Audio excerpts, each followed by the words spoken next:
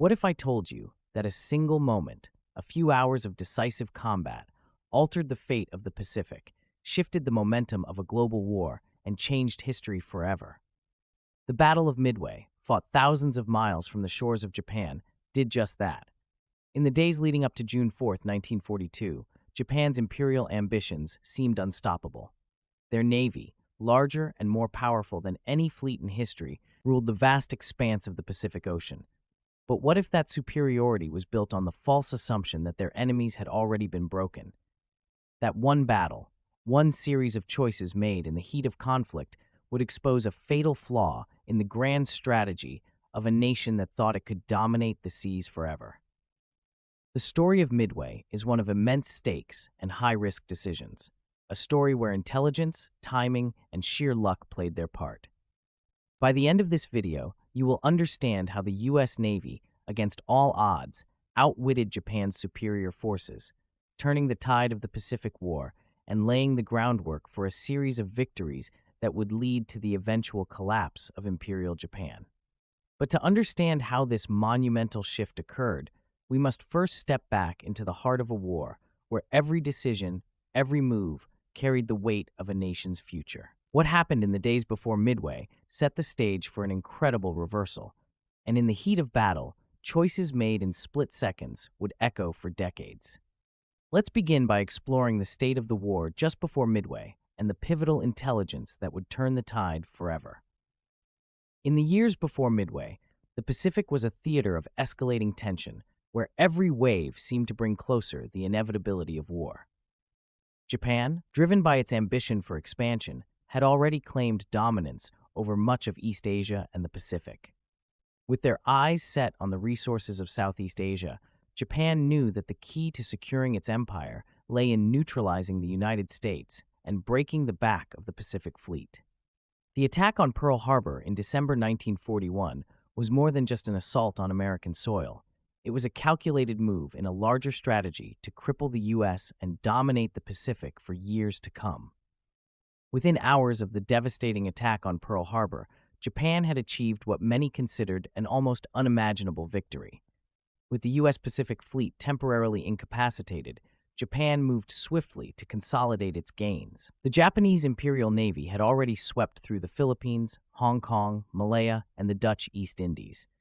Their eyes now turned to the strategically crucial Midway Island, an isolated speck of land sitting at the heart of the Pacific, positioned perfectly between Japan's conquests and the United States' western territories.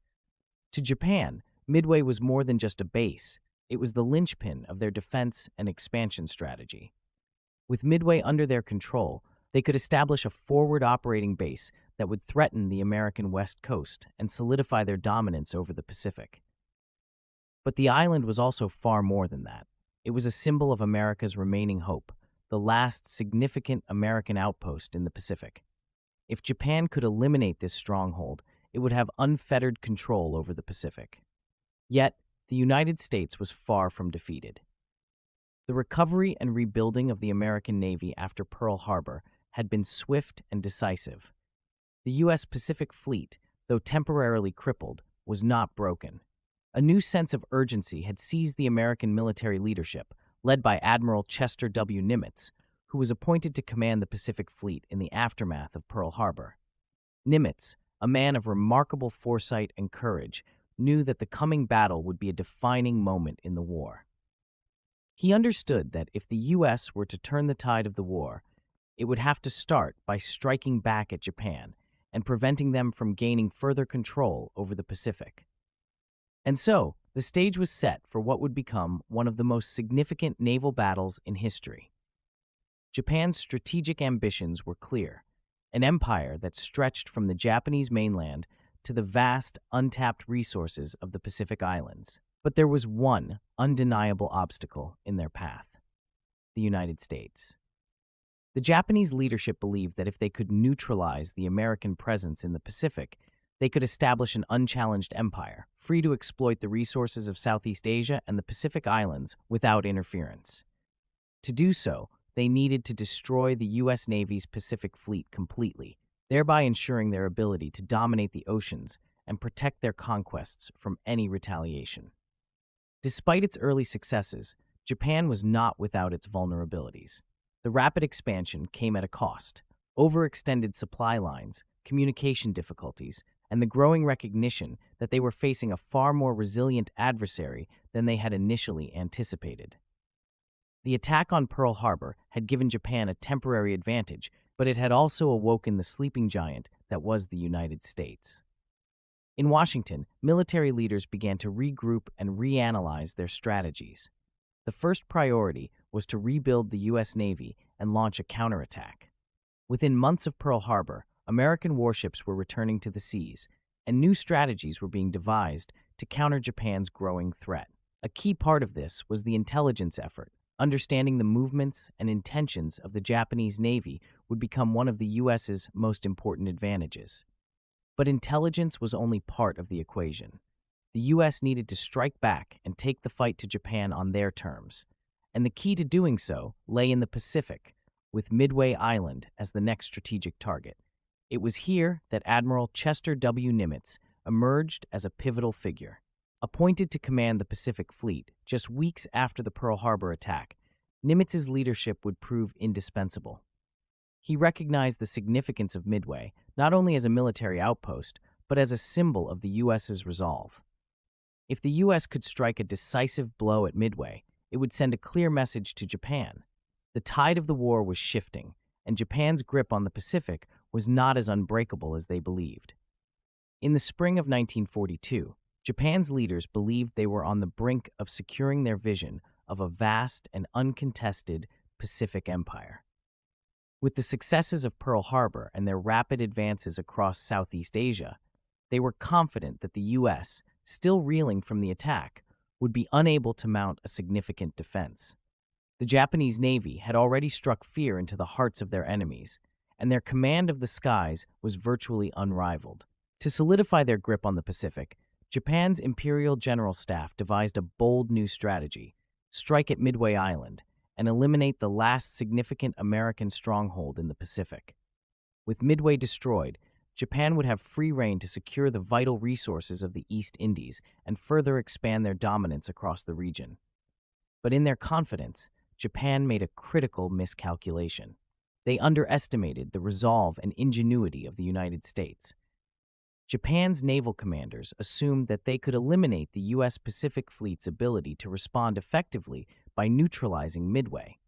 They were convinced that this would force the U.S. into submission and leave them unable to interfere with Japan's expansion.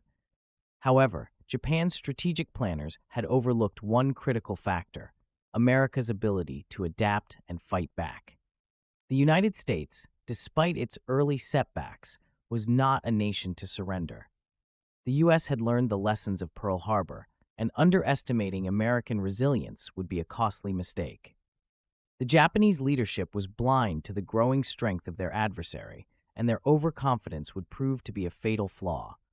Japan's naval superiority, so dominant in the early stages of the war, was now facing a United States Navy that was recovering, regrouping, and ready to strike back. The stage was set for a clash of titans, but what Japan did not know was that a hidden battle was already taking place, one fought not on the seas, but in the realm of intelligence.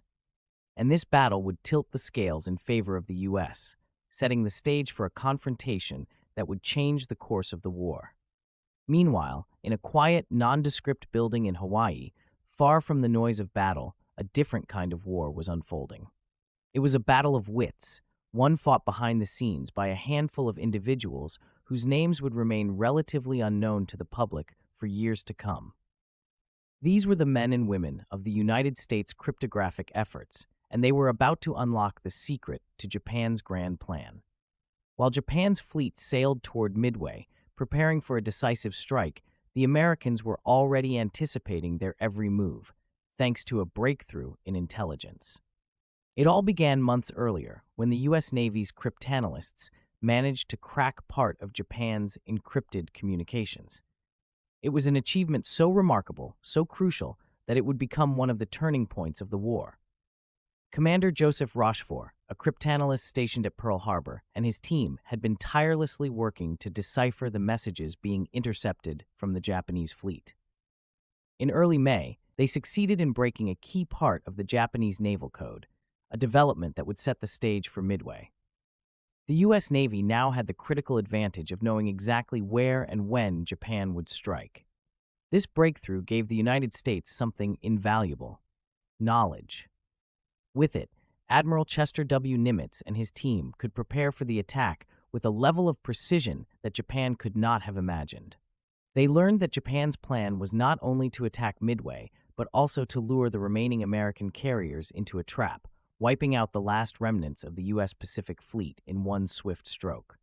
But the Japanese, in their arrogance, had not anticipated that their communications could be intercepted, let alone decoded. What they believed was a well-guarded secret was now an open book to their enemies. As the date of the attack neared, the implications of this intelligence breakthrough became clear. The U.S. Navy's response, based on this newfound knowledge, was nothing short of masterful. Rather than waiting for the Japanese to come to them, Admiral Nimitz decided to strike first, positioning his three remaining aircraft carriers, Yorktown, Enterprise, and Hornet, at strategic locations where they could launch a surprise counterattack. The American fleet would not sit idly by as Japan assumed control of the Pacific. Instead, they would use their knowledge of Japan's movements to anticipate the attack and strike with devastating precision. The Americans were no longer just responding to the Japanese, they were preparing to ambush them. The key to this strategy lay in the element of surprise, something that had eluded Japan at Pearl Harbor. This time, it would be Japan's turn to face a devastating ambush. The odds were stacked against the United States. Japan's fleet outnumbered theirs, and the Japanese had the advantage of surprise. But the Americans had something Japan could not account for: the advantage of knowing exactly what the enemy would do before they did it.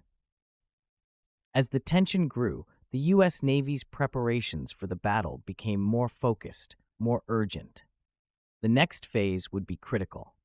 Would the U.S. Navy be able to capitalize on their intelligence advantage, or would Japan's overwhelming firepower prove too much to overcome?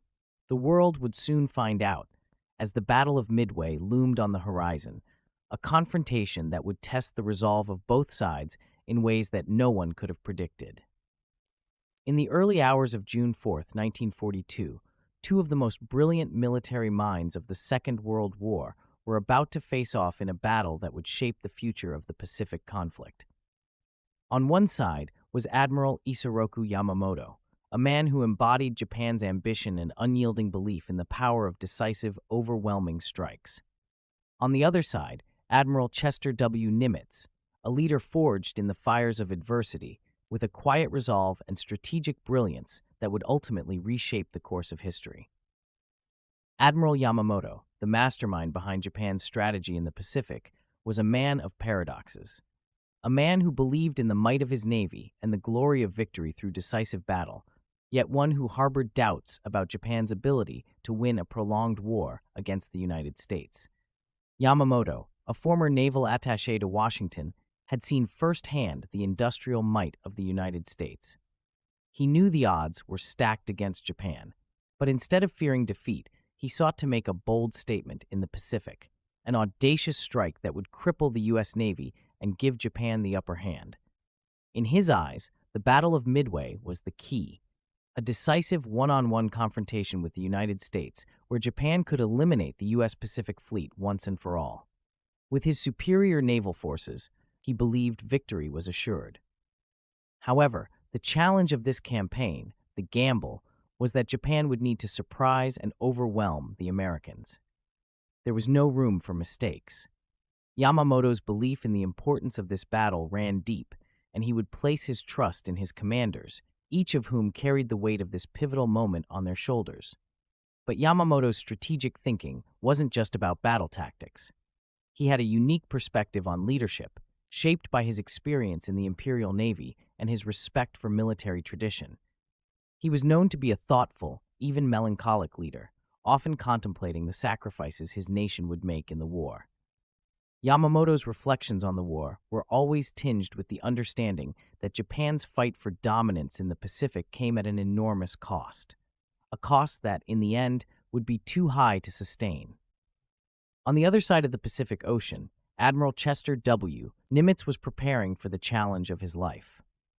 Appointed Commander-in-Chief of the Pacific Fleet after the shock of Pearl Harbor, Nimitz was an embodiment of calm leadership in the face of adversity. A man who had been a submariner in his early career, Nimitz was no stranger to risk or uncertainty, but it was his ability to inspire confidence and act decisively that would set him apart as a commander. Where Yamamoto's approach had been shaped by a belief in overwhelming force, Nimitz understood the value of patience, precision, and calculated risk. Nimitz, perhaps more than any other commander in the Pacific theater, understood that the war would be won not only on the battlefield, but in the realm of strategy and intelligence.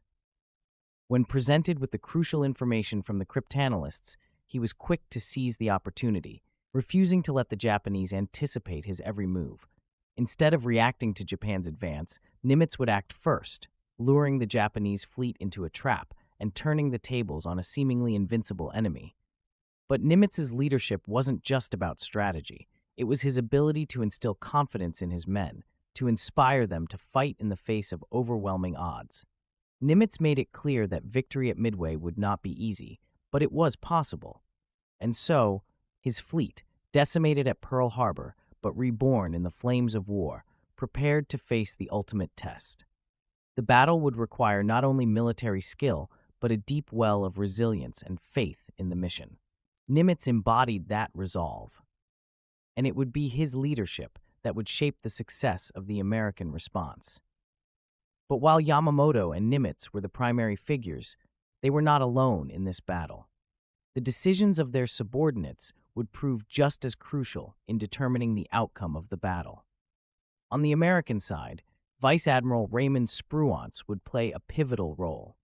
A man known for his cool-headedness and tactical brilliance, Spruance would lead the carrier forces in the absence of Admiral William "Bull" Halsey, who was sidelined due to illness.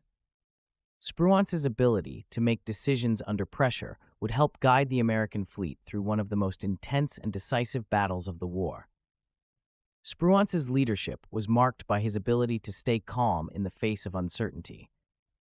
At Midway, where every move could be the difference between victory and defeat, Spruance's measured approach allowed him to make decisions that helped secure the American fleet's success. His attack against the Japanese fleet, launched at a critical moment, would prove to be one of the decisive factors in the outcome of the battle. On the Japanese side, Vice Admiral Chuichi Nagumo, the commander of the Kido Butai, was entrusted with the task of leading Japan's most powerful naval force, the aircraft carriers that would carry out the attack on Midway. Nagumo's role in the battle was one marked by indecision and miscalculation. Despite being one of the most experienced naval commanders in Japan's fleet, Nagumo's hesitations and the unforeseen complications of the battle would lead to critical delays and missed opportunities. His failure to adapt to the changing tides of battle would cost Japan dearly.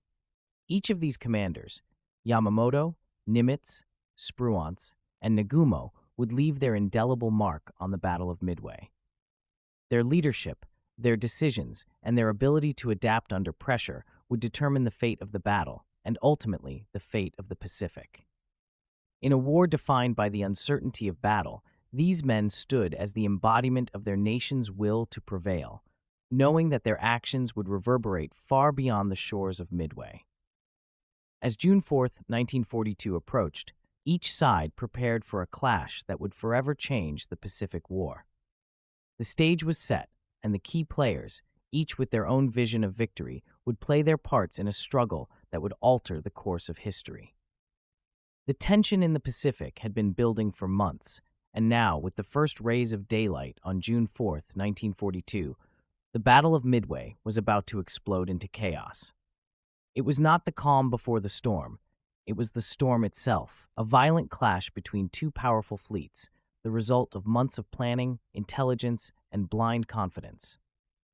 The first encounter between the U.S. forces and the Japanese fleet would set the stage for a battle that none could have fully anticipated, where fortune and miscalculation would collide with devastating force.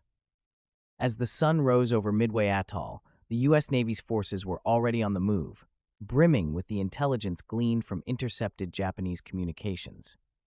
The key to victory would lie in acting decisively, while the Japanese still underestimated the resilience and determination of the Americans.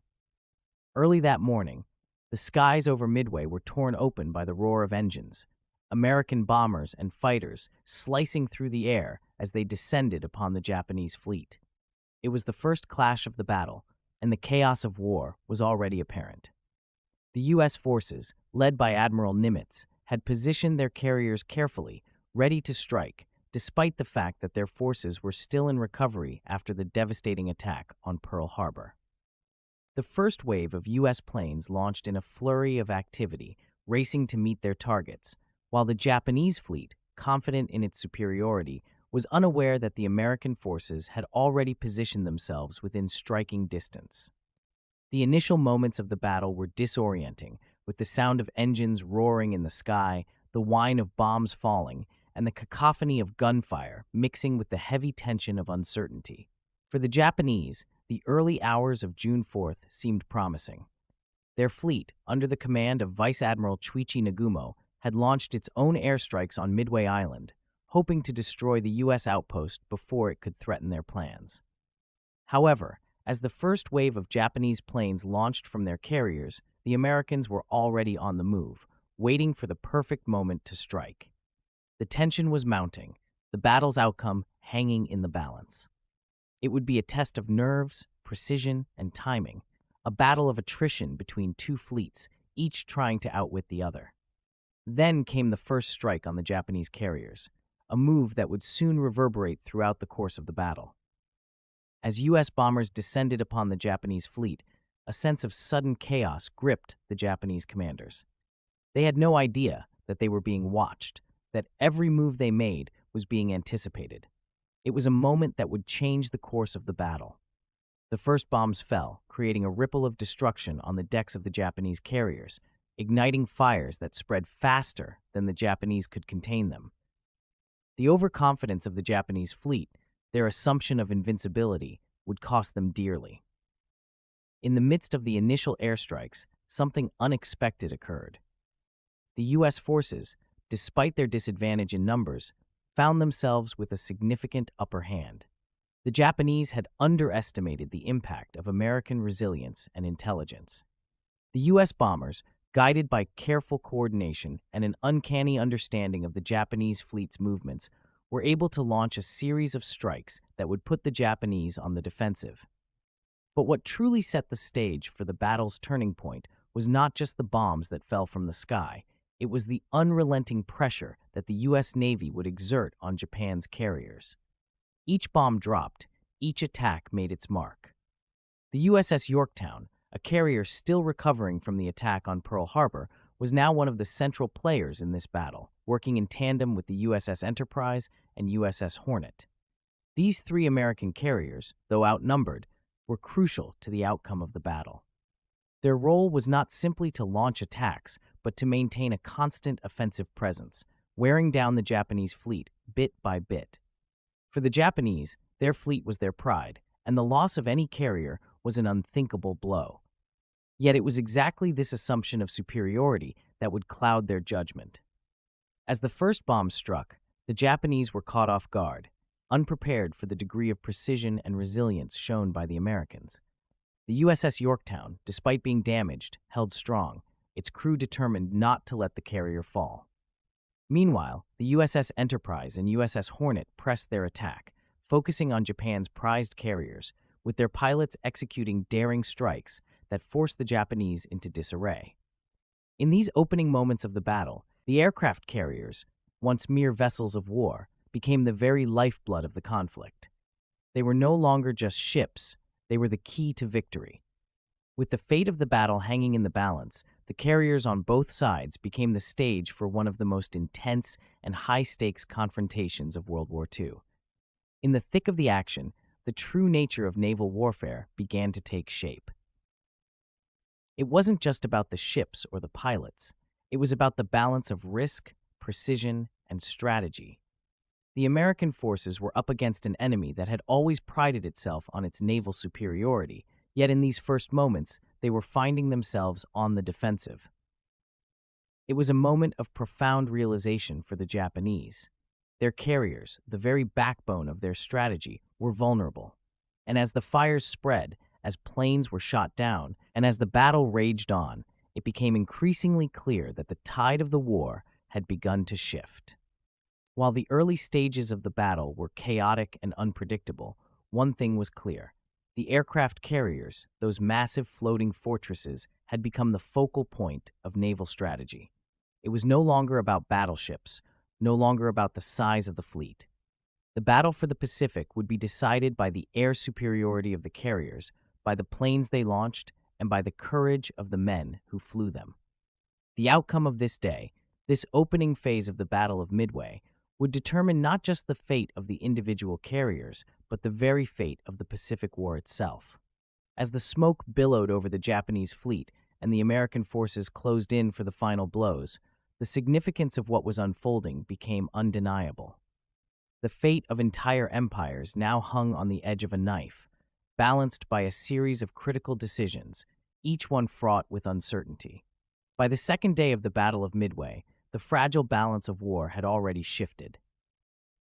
An ever-deepening tension replaced the calm that had once enveloped the Pacific, as the American forces, emboldened by the successes of the previous day, pressed forward with renewed vigor. They had discovered the vulnerability of the Japanese fleet, and now they intended to exploit it. The Japanese, who had once considered themselves masters of the Pacific, now found themselves under relentless attack.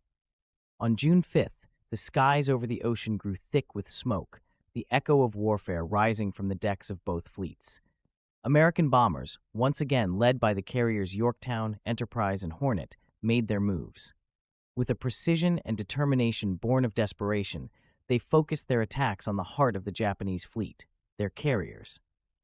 As the first American bombers soared through the skies, their targets were the legendary Japanese carriers, the Kaga and the Akagi, ships that were not just vessels of war, but symbols of Japan's naval might.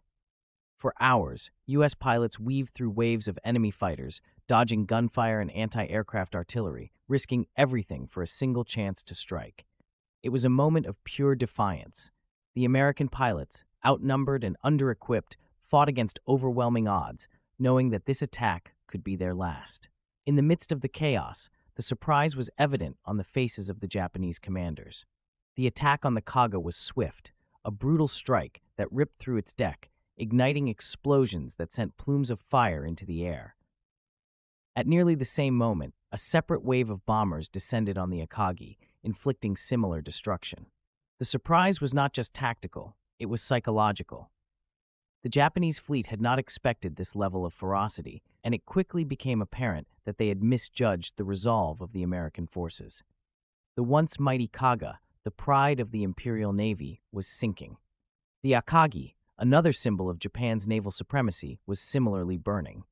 The Japanese could only watch as their most valuable assets, their carriers, were slowly being destroyed in front of them. It was an unprecedented turn of events, one that would forever alter the trajectory of the battle. However, amidst the brilliance of the American assault, the true turning point of the battle would come not from the tactical brilliance of the U.S. Navy, but from a series of critical mistakes made by the Japanese. Mistakes that, with each passing hour, would deepen the hole they had dug for themselves. One of the first critical errors was the delay in launching a counterattack.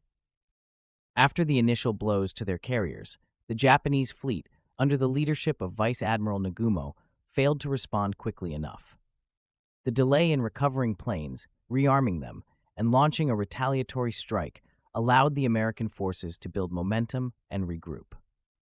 Time in war is a luxury that often runs out, and for the Japanese, it had run dry. Compounding this was the lack of coordination among the Japanese forces. As the battle raged on, the Japanese fleet became fragmented. Nagumo's decision to change targets, trying to account for the sudden loss of his carriers, left his remaining forces scattered and vulnerable.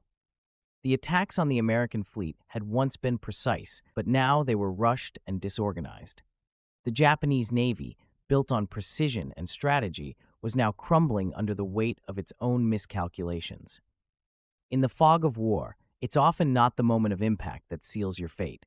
It's the moments of hesitation, the gaps in your defense, and the failure to recognize the warning signs. The Japanese had failed to recognize the changing tides of the battle, and as they scrambled to respond, it became increasingly clear the battle was slipping from their grasp. The American forces, fueled by intelligence and determination, had found a way to turn the tide, and the Japanese were left scrambling to recover their lost advantage.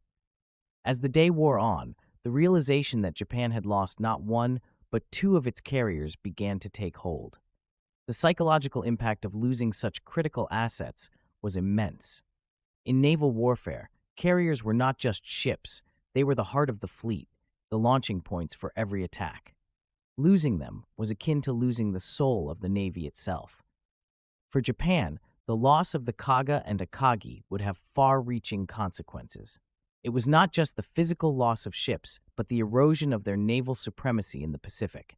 For the first time, the American forces had dealt a crippling blow to Japan's core naval power, and in that moment, the course of the Pacific War was irrevocably altered.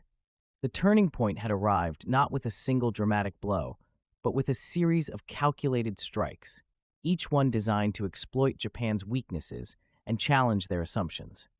The American pilots, who had once been the underdogs, now stood at the forefront of the battle, their courage and skill proving to be the decisive factors. The battle, which had begun with uncertainty and fear, now became a showcase of American resolve and tactical brilliance. By the end of Day 2, the Japanese were reeling, their once proud fleet beginning to disintegrate before their eyes. For the U.S. Navy, this was not just a victory in the Pacific. It was the beginning of the end for Japan's naval dominance. The Battle of Midway had reached its turning point, and from this point forward, there would be no going back. On the third day, the sky over the Pacific, which had once been a silent witness to the battle's opening moves, now held the weight of finality. The momentum that had slowly but surely built over the past 2 days culminated in a storm of devastation, one that would forever alter the course of the war and the fate of an empire. For the Japanese, the morning of June 6, 1942, began with the grim realization that everything they had fought for was slipping through their fingers. Their remaining carriers, the lifeblood of their naval force, were now under attack. The Akagi, the flagship of the Imperial Japanese Navy, had already suffered devastating damage, but it had not yet sunk. This was the day it would fall, the day Japan's once mighty fleet would lose its crown jewel. The first strike came swiftly. A wave of American bombers, once again led by the powerful U.S. aircraft carriers, descended from the sky, their targets already locked. The Akagi, despite valiant efforts to defend itself, could not withstand the onslaught. As bomb after bomb struck its deck, fires erupted, and the ship began to list dangerously. The symbol of Japan's naval supremacy was sinking, and with it, the heart of their fleet. Not far behind, the Kaga and Soryu, two other giants of the Japanese fleet, were also met with brutal attacks. The Soryu, like the Akagi, was ripped apart by successive bomb hits, its flames lighting up the horizon as it too succumbed to the devastating firepower of the U.S. Navy. The Kaga, too, would not survive. These ships, once the cornerstone of Japan's offensive capabilities, were now lost, their crews overwhelmed by the destruction. As the massive carriers sunk beneath the waves, the psychological toll on the Japanese forces was impossible to ignore. These ships represented more than just military might. They were a reflection of the emperor's power and Japan's imperial ambitions. With their destruction, the morale of the Japanese Navy fractured. Officers, once confident of their superiority, now faced the cold, harsh reality. The tide of the war was shifting in ways they could no longer control. The final blows were not just physical. They were a shock to the very core of Japan's military leadership.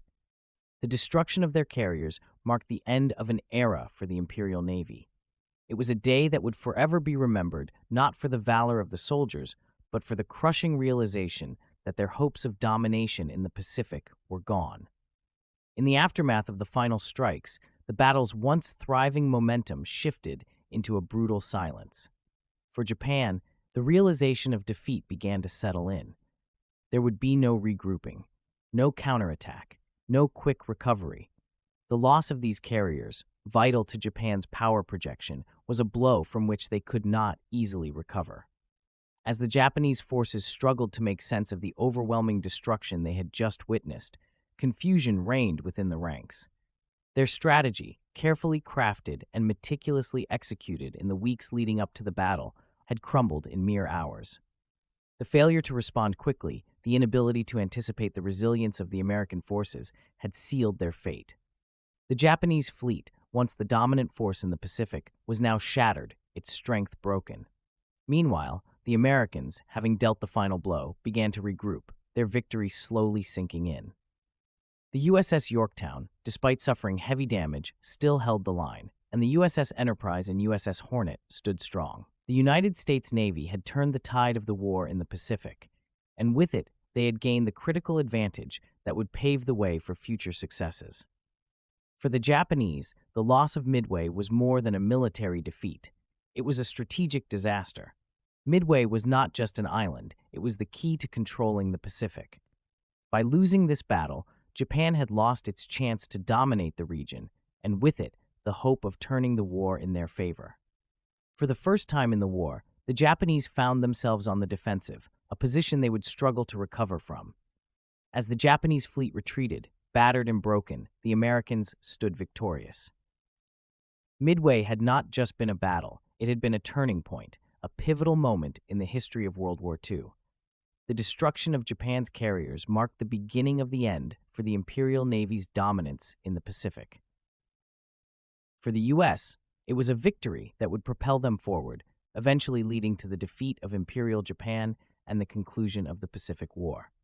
The victory at Midway was not merely the result of superior firepower or the bravery of soldiers, though those elements played their part. No, the true turning point lay in a more subtle, almost invisible weapon: intelligence. It was in the unspoken, unseen communication between cryptanalysts and naval commanders, a battle fought in silence behind closed doors. The American forces did not simply react to Japan's advances, they anticipated them. For months leading up to Midway, the U.S. Navy had been engaged in a silent war of its own, cracking codes, deciphering messages, and piecing together the movements of the Japanese fleet. The Japanese, secure in their belief that their communications were secure, had no idea that their every move was being watched, analyzed, and prepared for. The cryptographers, led by the likes of Commander Joseph Rochefort, played an integral role in uncovering Japan's plans. This intelligence gave the U.S. Navy a critical edge, allowing them to position their forces in a way that would catch the Japanese off guard. This intelligence, however, was not just about knowing what the enemy would do. It also influenced the very tactics that would be used in the battle. The American fleet, armed with this knowledge, was able to deploy its forces with remarkable precision. Their air forces, the true spearhead of the attack, were ready when the Japanese arrived. In the world of naval warfare, the ability to strike first is often the difference between life and death. And at Midway, the U.S. struck first, decisively, and with overwhelming force. But intelligence alone was not enough to secure victory. The American response in the skies and at sea was nothing short of extraordinary. The U.S. Navy's air forces, though outnumbered, displayed a level of bravery and ingenuity that would go down in history. The pilots, knowing the stakes, flew into the heart of the storm, each one determined to make their mark on the history books. U.S. pilots, such as those aboard the USS Enterprise and USS Hornet, faced overwhelming odds. They launched attack after attack, often against formidable defenses, using tactics that were as daring as they were effective. The courage and skill of these pilots became a force multiplier, turning what should have been a suicide mission into a series of devastating blows against the Japanese fleet. One of the most remarkable aspects of the American air campaign was the coordination between bombers, dive bombers, and fighters. Each aircraft played a critical role, working in tandem to overwhelm Japanese defenses. The tactical ingenuity of the Americans, from their decision to attack in waves to the precision of their bombing runs, played a major role in the destruction of Japan's carriers. They were able to strike when Japan was at its weakest, during the crucial moments when the Japanese were refueling and rearming their planes, a lapse in judgment that would prove disastrous. But as the Americans fought valiantly in the skies, the The Japanese, for all their strength and experience, made a series of critical mistakes that would prove their undoing.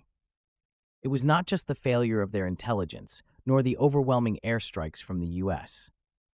No, Japan's leadership had miscalculated in ways that would haunt them.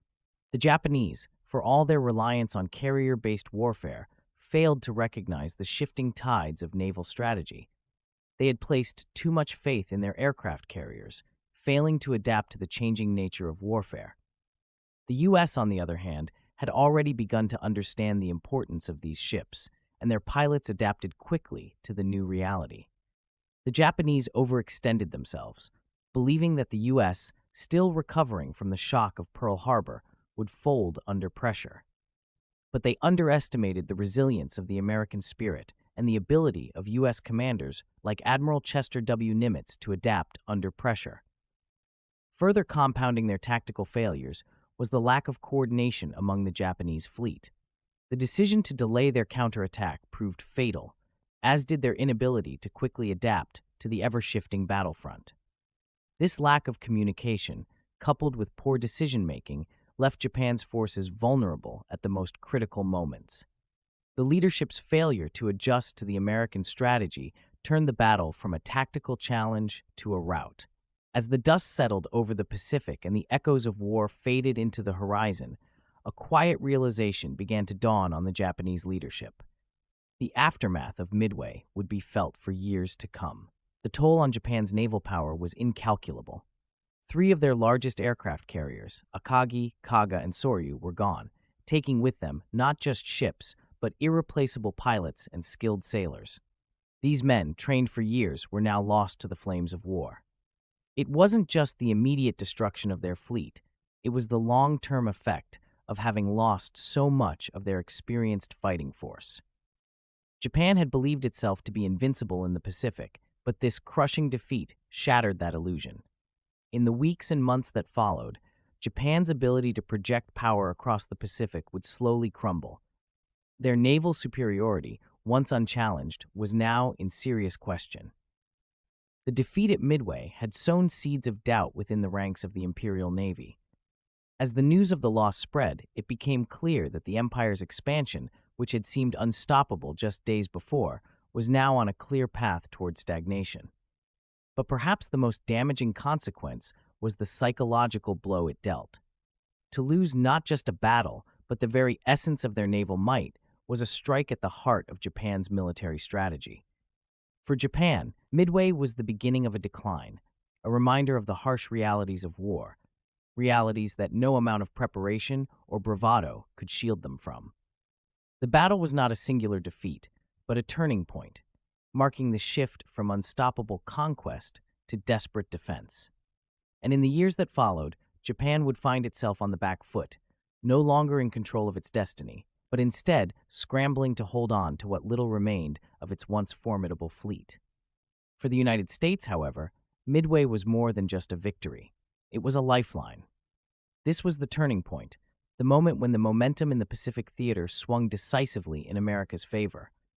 The defeat of Japan's fleet gave the U.S. Navy not just a strategic advantage, but a psychological one as well. With Midway in the rearview, the U.S. now saw an opening, an opportunity to press forward and finally put the Japanese on the defensive. In the following months, the U.S. would take the lessons learned at Midway and apply them with precision, launching campaigns like Guadalcanal that further crippled Japan's ability to fight back. Guadalcanal marked the beginning of the U.S. offensive in the Pacific, and it was no coincidence that it came after the victory at Midway.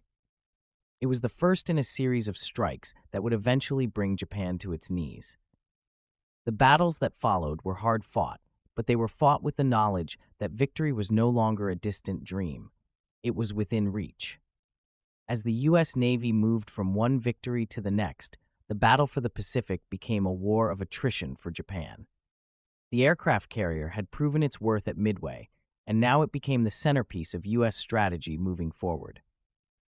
The lesson was clear. Battleships, once the kings of the seas, were becoming obsolete. Aircraft carriers, with their versatility and ability to project power over vast distances, were now the future of naval warfare. Midway had cemented the carrier's place in history, and from that moment on, it would be the aircraft carrier that would define naval dominance. But amidst the strategic shifts and the military victories, it is easy to forget the true cost of the battle. Midway was not just a clash of fleets, it was a tragedy, a human tragedy. The lives lost on both sides are often overshadowed by the grand narrative of military strategy, but behind every decision, behind every strike, were men, young men who never saw the end of the war. On the U.S. side, brave pilots who risked everything to protect their comrades, who flew into the face of certain death in order to secure victory. On the Japanese side, the same courage, the same sacrifice, though it would be in vain. The human cost of Midway can never be fully accounted for in statistics or historical records. It is felt in the stories of the men who perished in the fiery depths of the Pacific, in the families left behind, in the hearts of those who survived and lived with the weight of war.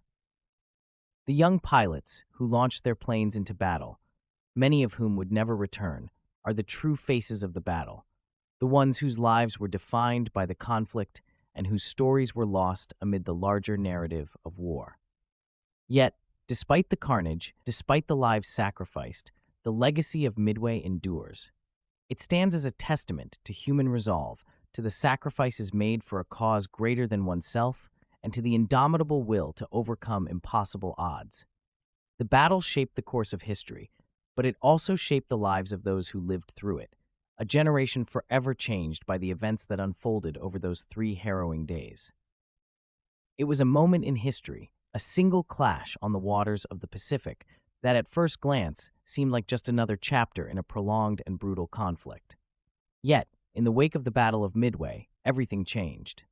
What appeared to be a tactical engagement, a moment of naval strategy, became a turning point that would reverberate across the entire war, across nations, and across time. Midway was not simply a confrontation between 2 powerful fleets. It was the moment that shattered the preordained path of the Pacific War, that altered the course of the conflict, and ultimately, that altered the course of history. At the heart of Midway's legacy lies the strategic shift that occurred in the wake of the battle. For Japan, it was the end of their dream of a swift, decisive victory in the Pacific. Their formidable fleet, once a symbol of invincibility, had been reduced to smoldering wreckage. In the span of a single battle, their 4 aircraft carriers, the very backbone of their naval dominance, were destroyed. And with them, Japan's ability to launch offensive operations was crippled. This loss would send shockwaves through the Imperial Navy, their confidence shattered, their plans derailed. The unthinkable had occurred. Japan, for the first time in years, was forced to defend its territories instead of expanding them. For the United States, Midway was not simply a victory, but the spark of something greater. The battle became the turning point that ignited a shift in the Pacific War. The U.S. Navy, buoyed by their success, would take the offensive in the months and years to follow. Midway shifted the balance of power, not just in the Pacific, but globally. It marked the point at which the United States transformed from a defensive power to an unstoppable force in the Pacific, driving the Japanese back with each successive battle. From this moment forward, Japan would no longer be on the offensive. The tide had turned. But beyond the immediate consequences of the battle, the strategic lessons of Midway were profound and would echo throughout the remainder of the war. At the core of this victory lay intelligence, an aspect of warfare that had always been crucial, but which had now taken center stage. The United States had cracked Japan's codes, had anticipated their every move. It was intelligence that allowed the U.S. to strike with precision, to turn the tables at the moment when everything seemed aligned for Japan. Midway showed the world that wars could be won with more than just firepower. They could be won with information, with foresight, and with the element of surprise. But intelligence alone is never enough. Midway also underscored the importance of flexibility. The United States had learned to be nimble, to adjust its plans as new information came to light, to change course when needed. While Japan adhered rigidly to their plans, despite the changing tides, the U.S. responded to every shift, adapting and countering. The battle was not won by brute force alone. It was won through the ability to adjust, to respond to the unexpected, and to learn on the fly. This adaptability would prove to be one of the greatest weapons in the coming years as the U.S. Navy learned to outmaneuver and outthink its opponents. And then there is the most crucial lesson of all, the unpredictable nature of war. Midway demonstrated that no plan, no matter how carefully crafted, could account for every variable. Japan, confident in their fleet and their strategy, could not have foreseen the devastation that would come their way. The United States, though weakened after Pearl Harbor, was prepared to seize any opportunity that came their way. What transpired at Midway defied expectations on both sides and taught the world that in war, the only certainty is uncertainty. The legacy of Midway is not just found in the history books. It's found in the very fabric of modern warfare. The lessons learned there, the strategic shifts that emerged, continue to shape military thought today. The importance of intelligence, the need for adaptability, and the awareness of war's inherent unpredictability are principles that are studied in military academies across the world. Midway is a reminder that even the most unexpected moments can alter the course of history. In the end, Midway was not just a battle. It was the moment that changed the trajectory of the Pacific War. It was the moment that ended Japan's imperial ambitions and set the course for a new global order. The bravery, the strategy, the intelligence, and the sacrifices made by those who fought at Midway continue to resonate to this day. Midway was a victory, but it was so much more than that. It was the moment the tide turned and the world was forever changed. Imagine for a moment a world where the Battle of Midway had ended differently. What if Japan's fleet had triumphed instead of faltering? What if they had maintained their dominance over the Pacific? How would that single shift have altered the course of history, the fate of nations, the direction of entire continents, the very balance of power? Would it have all changed? Would the United States have been able to push back? Would the Pacific have fallen under Japan's control, and with it, would the course of World War II have taken an entirely different path? The aftermath of Midway was not just a military shift. It was a global transformation. The repercussions of this battle were felt on every continent, from the remote Pacific Islands to the bustling streets of New York. Every conflict, every battle fought in the years that followed, was shaped by the tide that turned at Midway. But had Japan succeeded, the world as we know it today, our borders, our politics, even our way of life, could have been unrecognizably different. The war could have stretched on longer. It could have seen different alliances, different leaders, and a very different future. Now, I ask you, the viewer, what do you think? What if the United States had faltered at Midway? What if Japan had succeeded in their mission? What would the world have looked like in the shadow of such a loss? We can only speculate, but the possibilities are endless. Would the United States have had the will to fight back, or would the Pacific have become a zone of Japanese dominance for years to come? Would the outcome of World War II have shifted drastically, and if so, how would the world we know have unfolded? I want to hear your thoughts. Was the victory at Midway the turning point that shaped the rest of World War II? Or could it have been a moment where the fate of the world was teetering on the edge? Join the conversation, leave your comments below, and let's explore this what-if scenario together. History is never set in stone. It's a living, breathing story that we all play a part in. Your perspective, your insights matter because each of us holds a piece of the puzzle. And if you've enjoyed this journey through one of the most pivotal moments in history, don't forget to show your support.